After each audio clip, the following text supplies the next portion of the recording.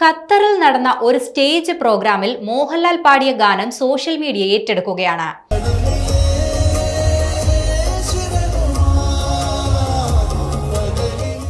തുടരും സിനിമയിലെ കൺമണിപ്പൂവേ എന്ന ഗാനമാണ് നടൻ വേദിയിൽ പാടിയത്.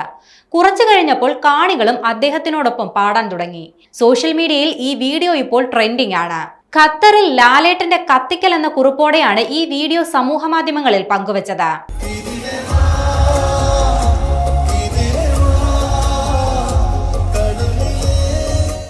നിരവധി കമന്റുകളാണ് ഈ വീഡിയോയ്ക്ക് താഴെ വരുന്നത്.